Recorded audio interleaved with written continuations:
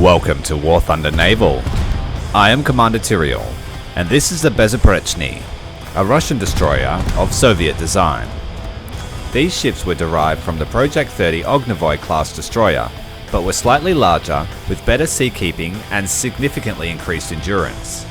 These ships were longitudinally framed and completely welded, built in 101 modular pre-fabricated sections, which led to the record building times according to standards of the time. The machinery and main armament were essentially identical to the Ognevoy-class destroyers, but the boilers employed forced draft for increased power. 70 ships were built for the Soviet Navy and for export, and it was the largest production run for any Soviet surface warship. When compared to the Ognevoy, the Bezuprechny has a reinforced bridge and an upgraded AA suite, with a fairly high top speed of 67 km an hour and great rudder control, a theme which is consistent across all Russian destroyers. The additional armament does not significantly reduce the mobility of the vessel. The Pr.30 is armed with 430mm semi-automatic cannons divided into two dual-mount turrets, capable of decimating enemy vessels, including cruisers. As such, I recommend researching the SAP round as soon as possible to maximize firepower against surface targets. The HEVT are situational when it comes to air defense, able to annihilate any aircraft. The main differences in design are the implementation of Cold War doctrines, which saw the addition of air search and tracking radar, mines, depth charges, and 2x quadruple torpedo launchers.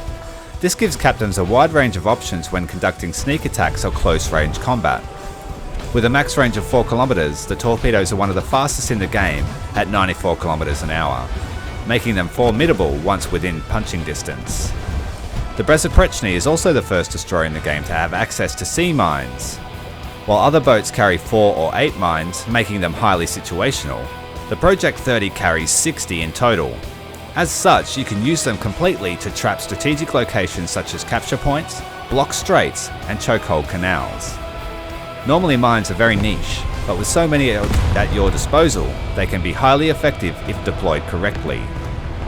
As an upgraded Ognevoy, the Bezuprechny is able to dominate the littoral waters and skies of any match. However, while using it as a frontline vessel, be mindful that with a full armament, you are a floating ammo rack, able to be destroyed by any vessel, including PT boats, in a matter of seconds. I consider the Bezuprechny to be a jack-of-all-trades type ship, with the ability to play with high aggression or employ standoff or aerial denial tactics. When aiming to use sea mines in an attack, I usually try to rush the enemy cap point and drop as many mines on my way to there as I can. When employing high aggression tactics, I set my gunners to air targets only to allow me to sneak up on unsuspecting or distracted enemies.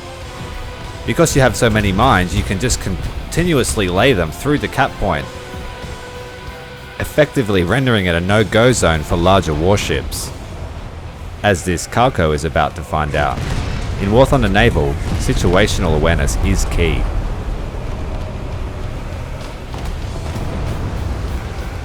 And we have a brutal detonation.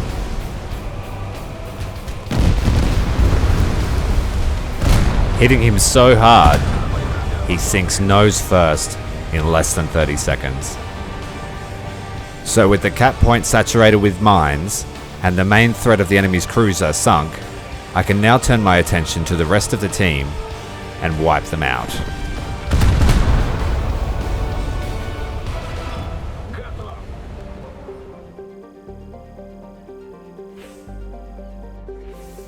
I hope you enjoyed this little video. Make sure to subscribe if you haven't already, and hit like and leave me a comment, as I'm interested to see what you have to say. Until next time, Commander Tyrael, out.